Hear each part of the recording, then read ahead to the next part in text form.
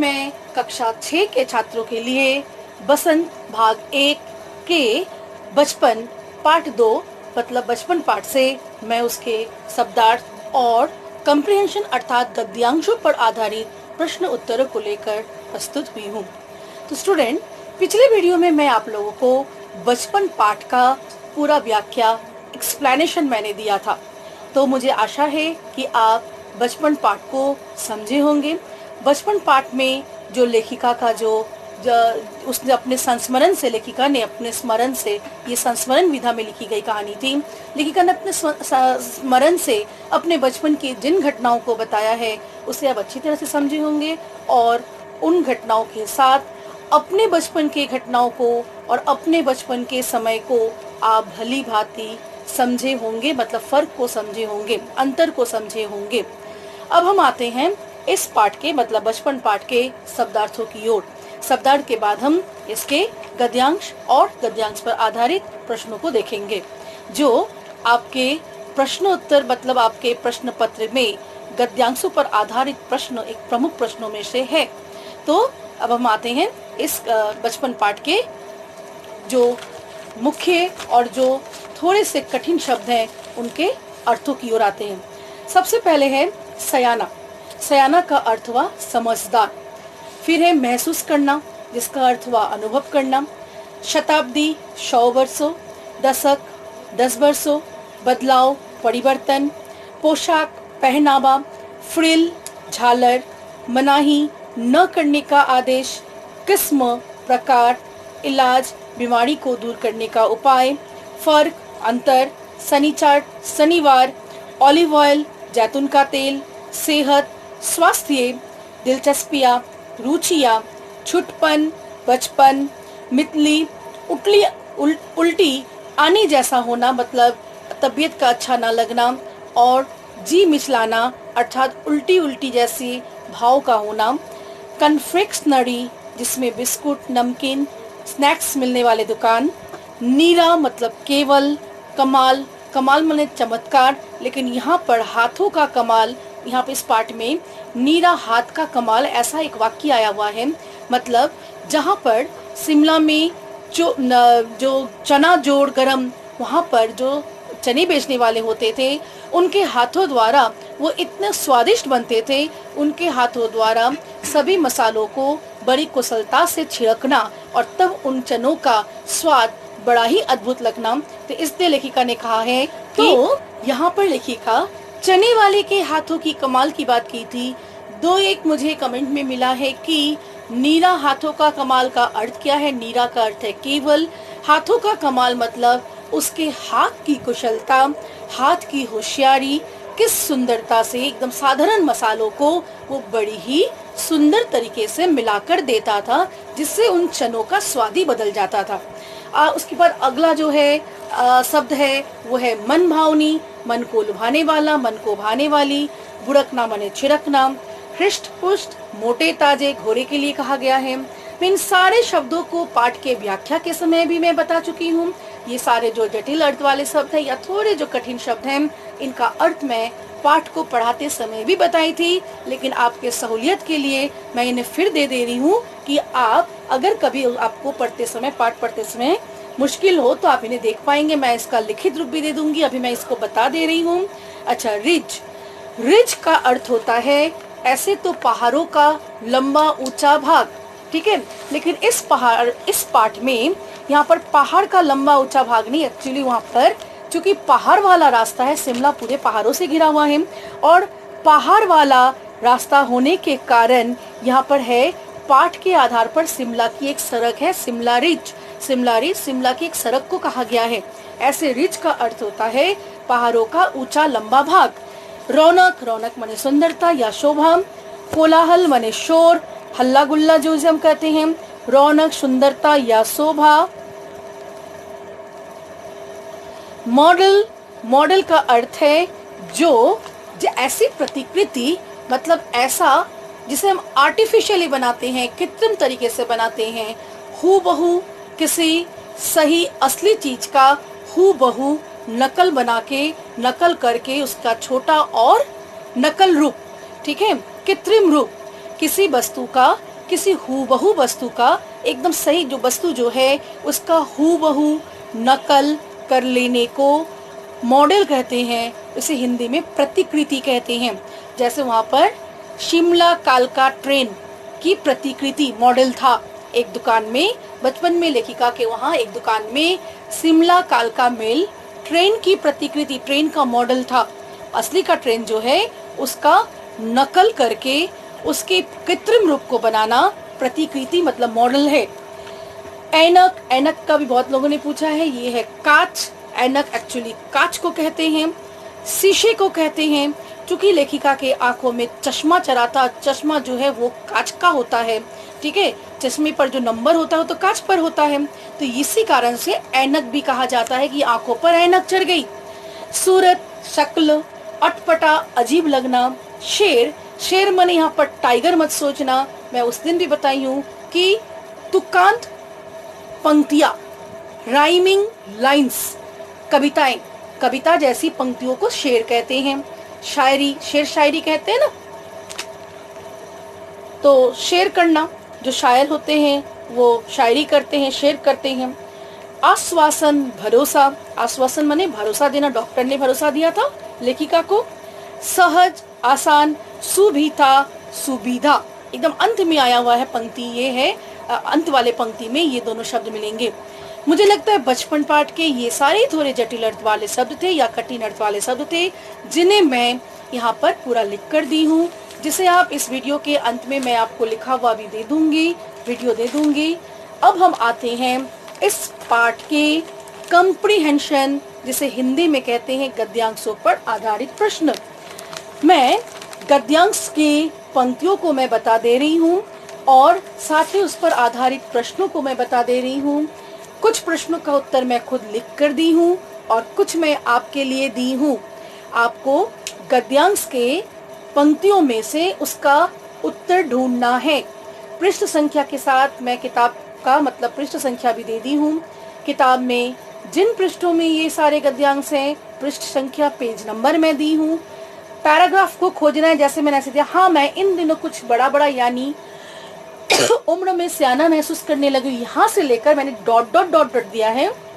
घेरदार कुर्ते मतलब शुरू की पंक्ति और अंत की पंक्ति को दिया है। बीच के लाइनों के लिए मैंने डॉट डॉट डॉट डॉट, बीच की पंक्तियों के मैंने डॉट डॉट दे दिया है। उसका अर्थ है कि आपको वहां से शुरू करने हैं और वहां तक खत्म करने हैं। ये अनुच्छेद के बीच जितने भी सारे प्रश्नों बनते हैं, सारे प्रश्नों को मैंने दे दिया है और उन प्रश्नों के उत्तरों को भी मैंने दिया है। कुछ का उत्तर दिया है पहले वाले अनुच्छेद का, मैंने पहले वाले गद्यांश का उत्तर मैंने दे दिया, लेकिन दूसरे और तीसरे चौथे भी शायद 4 यहाँ पे मैंने गद्यांश दिया है। मैंने यहाँ पे 4 टोटल गद्यांश दिया है। कुल चारों गद्यांशों में से एक पहला वाला गद्यांश का मैंने सारे उत्तरों को मैंने बता दिया है, लिख दिया है, लेकिन बाकी आपको करने हैं। अगर कोई मुश्किल है तो फिर उसको अगले वीडियो में आपके कमेंट से मुझे मिल जाएगा, तो उसको मैं अगले वीडियो में फिर उस पर मैं चर्चा कर दूंगी। तो मुझे लगता नहीं है कि आपसे उत्तर बनेंगे नहीं। जैसे हाँ, मैं इन दिनों कुछ बड़ा बड़ा यानी उम्र में सियाना महसूस कर रही हूँ, यहाँ से लेकर शायद इसलिए कि पिछली शताब्दी में पैदा हुई थी। एकदम पहले वाले पेज 5 नंबर पेज में है। मेरे पहनने ओढ़ने में काफी बदलाव आए हैं। पहले मैं रंग बिरंगे कपड़े पहनती रही हूँ, नीला, जामुनी, ग्रे, काला, चॉकलेटी। अब मन कुछ ऐसा करता है कि सफेद पहनूं। यहाँ पे लेखिका के पहनावे के बारे में बातचीत हुआ है। गहरे नहीं, हल्के रंग। मैंने पिछले दशकों में, दशक में अभी मैंने बताया 10 वर्ष और शताब्दी मैंने 100 वर्ष की अवधि। पिछले दशकों मतलब मैं लेखिका का जन्म हुआ था 1925, तो पिछले दशक जब वो लिख रही थी इस कहानी को, उस समय बहुत सा समय हो गया था। वो किसी 1990 वगैरह में ये कहानी लिख रही थी। पिछले दशकों मैंने 60 के दशक, 70 के दशक, 80 के दशक की बात वो कर रही थी। तो उस समय वो जो पोशाकें पहनी थी उसके बारे में उन्होंने बात किया। पहले फ्रॉक, फिर निकरवाकर स्कर्ट, लहंगे, गरारे और अब चूड़ीदार और घेरदार कुर्ते। यहाँ तक मैंने पंक्तियों को दिया है। पूरी पंक्तियां मैं उतार कर नहीं दी हूँ। मैं पहली पंक्ति और अंतिम पंक्ति दे दी हूँ गद्यांश के। बीच के पंक्तियों को आपको किताब से देख लेना है। अगर आपके पास किताब नहीं है तो मैंने आपको बोला है NCERT के ऐप को डाउनलोड कर लेने, जहां आपको सभी विषयों के किताबों के बिल्कुल आपको किताबों का ही वो प्रतिकृति समझिए, बिल्कुल आपको किताबों का सब सारे चैप्टर, सारे पार्ट आपको मिल जाएंगे। तो इसमें से जो प्रश्न बने हैं पहले वाले गद्यांश के, पहला क्वेश्चन है लेखिका क्या महसूस करने लगी है। मतलब प्रस्तुत गद्यांश में लेखिका क्या महसूस करने लगी है। लेखिका कुछ दिनों से स्वयं को कुछ बड़ा बड़ा यानी सयाना महसूस करने लगी है। सयाना महसूस करना मतलब समझदार महसूस करना, अपने को उम्र में थोड़ा ज्यादा बड़ा महसूस करना। दूसरा, क्या कारण है कि लेखिका को खुद कुछ ज्यादा बड़ी यानी सियानी लग रही है? क्या कारण है कि लेखिका खुद को सयाना समझ रही है? तो उसका कारण भी यहाँ पे दिया हुआ है। लेखिका को खुद कुछ ज्यादा बड़ी यानी सियानी लगने में यह कारण है कि वह पिछली शताब्दी में पैदा हुई थी। लेखिका के पहनने ओढ़ने में क्या बदलाव आया है? लेखिका के पहनने ओढ़ने में बहुत परिवर्तन आया है। पहले लेखिका रंग बिरंगे कपड़े पहनती थी, पर आजकल उसे गहरे नहीं हल्के रंग के कपड़े पहनने को मन करता है। पिछले दशक में लेखिका क्या क्या पोशाकें पहनी? पिछले दशक में लेखिका फ्रॉक, निकर वाकर, स्कर्ट, लहंगे और गरारों को पहनी है पिछले दशकों में। तो ये सारे जो प्रश्न हैं ये पहले वाले गद्यांश में ही हैं। इसका अंत वाला प्रश्न है, मैं आप लोग को अभी तुरंत में दिखा रही हूँ वीडियो। सयाना, गहरा, बड़ा, पिछला, इन शब्दों के विपरीतार्थक शब्द लिखिए। मतलब किसी भी गद्यांश से आपको व्याकरण संबंधित प्रश्न भी पूछे जाएंगे। तो सयाना का अर्थ, सयाना का विपरीत मतलब उल्टे अर्थ वाले शब्दों को बताना है, विपरीत शब्द बताना है आपको। सयाना मतलब एकदम समझदार, तो उसका विपरीत हुआ मासूम। गहरा, उसका हल्का। अच्छा गहरा हम डेप्थ को भी कहते हैं, तो यहाँ पे गहरा रंग के लिए आया था। इस पैराग्राफ में गहरा, इस अनुच्छेद में गहरा रंगों के लिए आया है, तो उसका विपरीत हल्का हो जाएगा। बड़ा, छोटा, पिछला, जो पीछे का होता है उसको पिछला कहते हैं, तो उसका उल्टा होगा अगला। तो ये 5 प्रश्न उत्तर है, मैं आप लोग को दिखाती हूँ। जैसे नीचे लिखे गद्यांशों को पढ़कर प्रश्नों के उत्तर दीजिए। मैं आपको सबसे पहले वाला गद्यांश बता रही हूँ। हाँ मैं इन दिनों कुछ बड़ा बड़ा यानी उम्र में सयाना महसूस करने लगी हूँ। ये है आपका पहला गद्यांश, और वो शुरू होता है वहां से, वो पहला लाइन है जो घेरदार कुर्ते में जाकर खत्म होता है। घेरदार कुर्ते। पेज नंबर 5, पहला क्वेश्चन, लेखिका क्या महसूस करने लगी है? लेखिका कुछ दिनों से स्वयं को बड़ा बड़ा यानी सयाना महसूस करने लगी है। क्या कारण है कि लेखिका को खुद कुछ ज्यादा बड़ी यानी सयानी लग रही है? लेखिका को खुद कुछ ज्यादा बड़ी यानी सियानी लग रही है। लेखिका को खुद कुछ ज्यादा बड़ी यानी सियानी लगने में यह कारण है कि वह पिछली शताब्दी में पैदा हुई थी। तीसरा क्वेश्चन है, ये मैं सारा डिस्कस भी किया अभी तुरंत। लेखिका के पहनने ओढ़ने में क्या बदलाव आया है? लेखिका के पहनने ओढ़ने में बहुत परिवर्तन आया है। पहले लेखिका रंग बिरंगे कपड़े पहनती थी, पर आजकल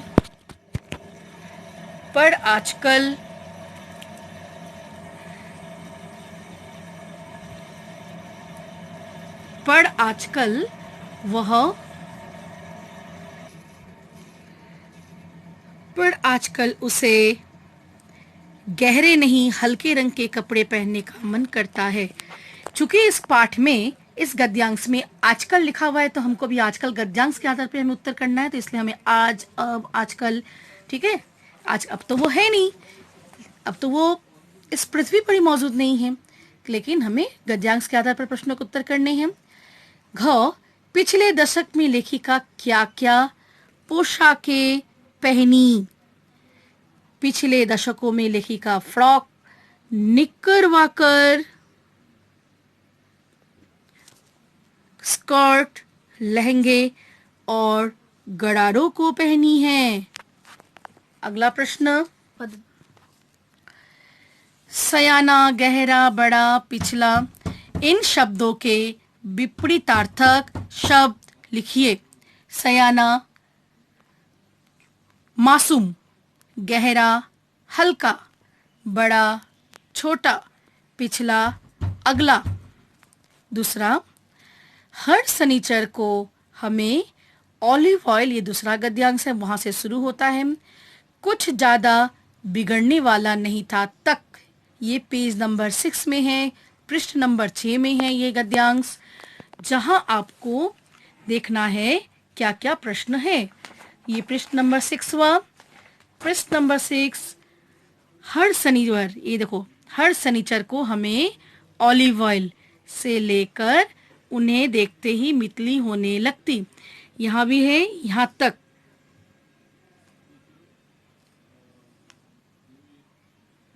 ज्यादा कुछ बिगड़ने वाला नहीं था, यहां तक।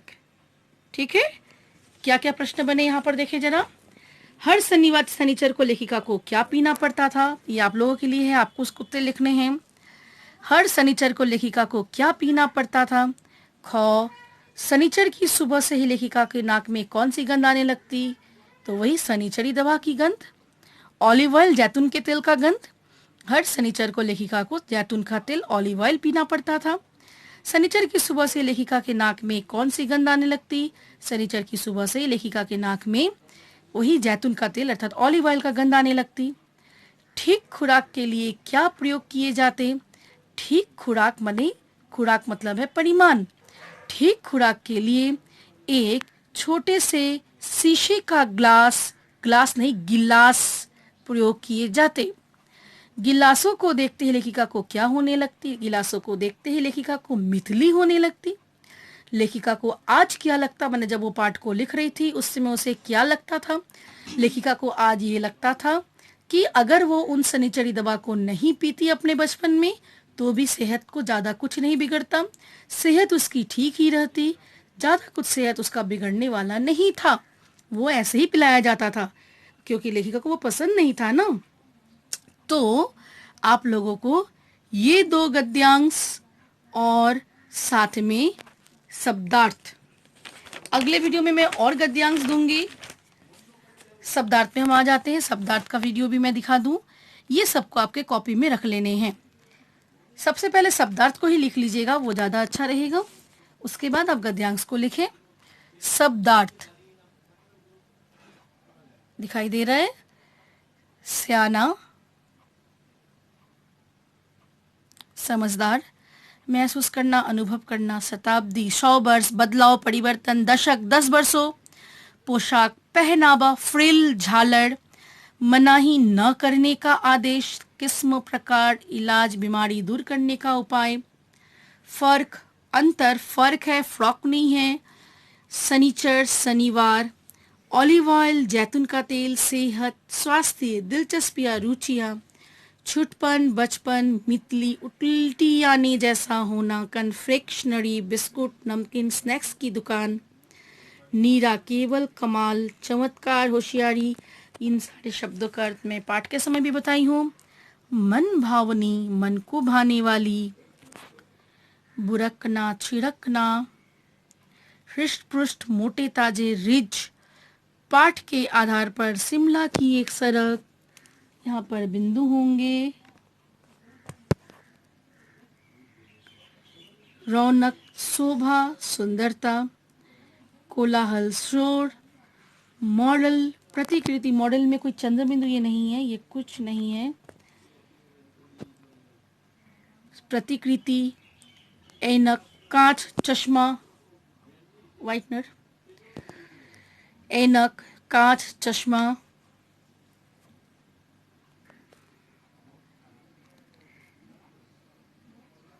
मॉडल में मैं ये अर्ध चंद्र बिंदु होता है, यहाँ पे कोई बिंदु नहीं होना चाहिए, इसलिए ऐसे मैंने इसको सही कर दिया। मॉडल, प्रतिकृति, ऐनक, कांच, चश्मा, अटपटा, अजीब लगना, अजीब में भी ज के नीचे बिंदु होना चाहिए, सूरत, शक्ल, शेर, कविता की तरह पंक्तियां, आश्वासन, भरोसा, सहज, आसान, सुविधा, सुविधा।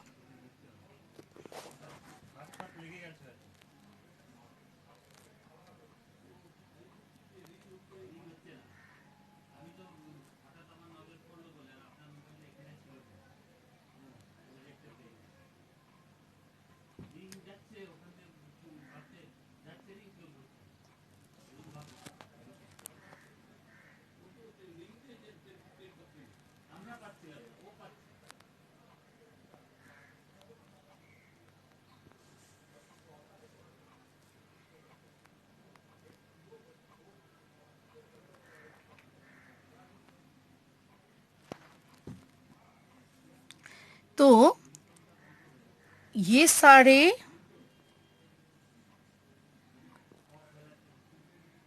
कठिन शब्द